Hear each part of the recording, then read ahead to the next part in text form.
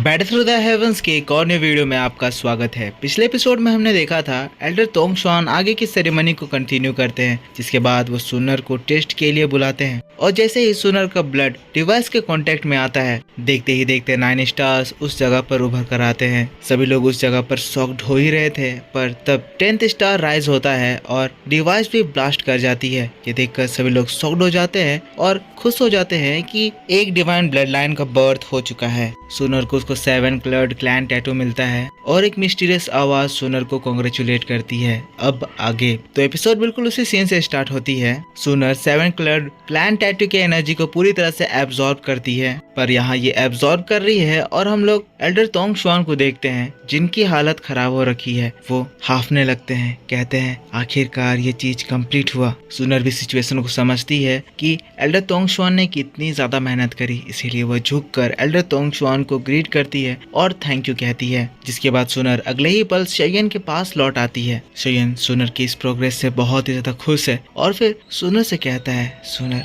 और बस कुछ समय और फिर तुम इन यहाँ पर खड़े सभी लोगों को सरपास कर दोगी। लेकिन हम लोग डीन मिंग को देखते हैं जो कि थोड़ा सा गुस्सा हो चुके हैं। कहने लगते हैं, डैम, दिस क्लैन के पास एक डिवाइन ब्लड लाइन आ चुका है। डीन मिंग इसीलिए गुस्सा हो रहे हैं क्योंकि गो रेल्म शेयन के साथ अच्छा बिहेव नहीं करते हैं और हमेशा ही दूसरों के साथ डिस्क्रिमिनेशन करते हैं। फिर कहते हैं, चलो ये सेरेमनी खत्म हुई, लड़के अब जाओ जल्दी से जाकर आराम करो। तुम्हारे बॉडी की एनर्जी बहुत ही ज्यादा अनस्टेबल हो चुकी है। अगर तुम एक अच्छी प्लेस ढूंढकर अब रिकवर करना स्टार्ट नहीं करे तो तुम्हें आगे जाकर प्रॉब्लम हो सकती है। सुनर ये सुनते ही अपने शैडो वॉरियर को कॉल करती है, एल्डरलिंग प्लीज अब शेयन को एक अच्छी जगह ले जाएं जहां पर शेयन अच्छे से हील कर पाए। एल्डरलिंग जो कि हमेशा ही शैडोज में छुपे रहते हैं, सुनर के कमांड को सुनकर तुरंत ही आगे आते हैं और फिर ऑर्डर एक्सेप्ट करके शेयन को ले जाने लगते हैं। सुनर जिसके बाद लिटिल फेरी डॉक्टर से भी कहती है, सिस्टर शेयन प्लीज आप कुछ समय के लिए फिर शेयन की केयर करें। वैसे भी लिटिल फेरी डॉक्टर शेयन के साथ जाती ही, पर इस तरह से शेयन का लिटिल फेरी डॉक्टर को रिक्वेस्ट करना एक अच्छा बिहेवियर माना जाता है। यहाँ पर इन लोगों की बातें हो रही थी,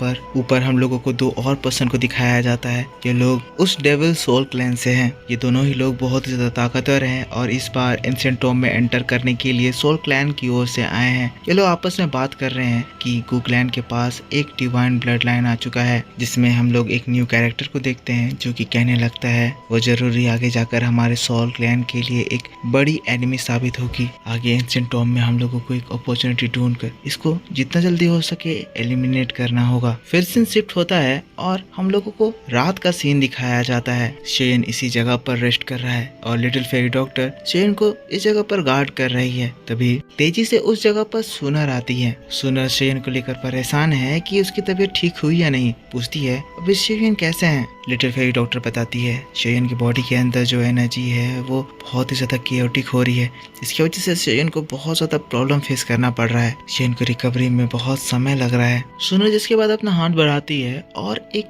मेडिसिन बाहर निकालती है। कहती है, इसमें जो मेडिसिन है वो शेयन की एनर्जी को स्टेबलाइज करने में मदद करेगा। प्लीज मेरी ओर से शेयन को ये चीज दे दीजिएगा। लिटिल फेरी डॉक्टर कहती है, पर तुम ही क्यों ये चीज को शेयन को खुद से क्यों नहीं दे देती? तब सुनर कहती है, परसों के दिन से हेवनली टॉम खुलने वाला है और आज की वो रात है जब हमारे एंशिएंट क्लैन के एल्डर्स ये चीज फाइनलाइज करेंगे कि एंशिएंट टॉम में कौन एंटर करेगा। मुझे डर है कहीं ये लोग कोई प्लान चलकर शेयन को वहां एंटर करने से रोकने की कोशिश करेंगे या तो फिर शेयन को हार्म करने की कोशिश करेंगे। मुझे उन लोगों पर नजर रखनी होगी। लिटिल फेरी डॉक्टर बात को समझती है, जिसके बाद कहती है, सुनर तुम चिंता मत करो, आराम से जाओ, मैं शेयन की देखभाल करूंगी। जिसके बाद सुनर शेयन की ओर देखते हुए कहती है, मैं मेक श्योर करूंगी कि इस बार शाओ क्लैन हेवनली टॉम में जाए और शेयन उसको रिप्रेजेंट करे। जिसके बाद सीन शिफ्ट होता है और हम लोगों को गो रेल्म के मेन हॉल को दिखाया जाता है, जहाँ पर सारे एल्डर्स हेवनली टॉम में एंटर करने वाले कैंडिडेट्स को फाइनलाइज कर रहे थे। हम लोग एल्डर तोंगशुआन को देखते हैं जो कि कहते हैं 8 एंशिएंट क्लैन में से हेवनली क्लैन में एंटर करने के लिए 2 लोगों को फाइनलाइज किया जाता है, क्योंकि वहाँ एंटर करने के लिए सभी क्लैन के लिए 2 स्पॉट्स रखे जाते हैं। क्योंकि इस बार स्पिरिट क्लैन से एंशिएंट टॉम में एंटर करने के लिए कोई कैंडिडेट्स नहीं भेजे गए हैं, इसीलिए रूल्स के अकॉर्डिंग वो 2 स्पॉट्स भी हमारे गो रेल्म को मिल जाते हैं। पर फिर एक एल्डर कहता है, पर पर हमारे क्लैन से 6 लोग हैं जो कि हेवनली टॉम में एंटर करना चाहते हैं। इस तरह से अभी भी हम लोगों को 2 स्पॉट्स की जरूरत है। तभी जो सेकंड एल्डर है वो कहने लगता है शाओ क्लैन के 2 स्पॉट्स अभी भी खाली है। अगर हम उन 2 स्पॉट्स को ले ले तो हमारी जो कमी है वो पूरी हो जाएगी, है ना। तभी एक एल्डर कहते हैं पर शाओ क्लैन से तो शोयान आया है ना, वो तो अपने क्लैन के स्पॉट को जरूर फिल करेगा। लेकिन उसकी बात को टोकते हुए फर्स्ट एल्डर कहने लगते हैं शाओ क्लैन बहुत सालों से डिक्लाइन हो चुका है और इसीलिए अब शाओ क्लैन को एंशिएंट क्लैन में कंसिडर नहीं किया जाना चाहिए। इसी तरह से हम लोग शाओ क्लैन को इस रेस से एक्सक्लूड कर सकते हैं और ये चीज एक रीजनेबल बात होगी। मुझे लगता है ये बहुत बढ़िया बात है और शोयान भी इस बात को जरूर समझेगा। शाओ क्लैन के 2 स्पॉट्स हमारे गू क्लैन को मिल जाने चाहिए। फर्स्ट एल्डर की बात को सुनकर सभी लोग शांत हो जाते हैं। एल्डर तोंगशुआन कहना चाहते थे पर वो कह नहीं पाते हैं। लेकिन तभी उस जगह पर सुनर की आवाज गूंजती है। सुनर कहती है एल्डर्स, क्या आप लोग बिल्कुल बेतुकी बात नहीं कर रहे हैं? जिनको यहाँ पर बात समझनी चाहिए वो आप लोग हैं। सुनर की बात को सुनकर सभी लोग शांत हो जाते हैं। सभी लोग घूर कर सुनर की ओर देखने लगते हैं। सुनर आगे आती है, कहती है शाओ क्लैन सेंटर प्लेन को छोड़ दिया है, इसीलिए इतने सालों तक हमारा गू क्लैन उन लोगों के स्पॉट्स को